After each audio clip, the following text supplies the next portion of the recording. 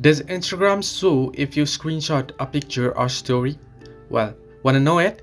Let me guide you. Hello everybody, welcome back to the channel. Today I'll guide you or explain you if Instagram notifies when you screenshot a story or a post on Instagram. Now, the short answer, no. Well, once upon a time, Instagram did notify users about story screenshots. However, the platform has since changed its tune, so you are free to screenshot without the fear of being exposed. You can open up Instagram and head over to certain post or story and then just quickly screenshot it and they won't be notified about it.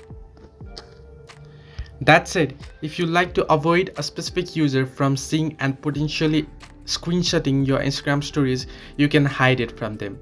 Now you can always head over to the profile and block them, or you can change your privacy settings to private. Now to set your account to private, simply open up the app and head over to profile icon on the bottom right corner of your screen, and then head over to the three line icon on the top right corner of your screen, and then head to settings and privacy. And here head into privacy and you can toggle the switch on. Under account privacy you can see private account and your account will be set to private. Hope this helped you. Do like and subscribe, and do not forget to leave a comment down below if you have any further issues.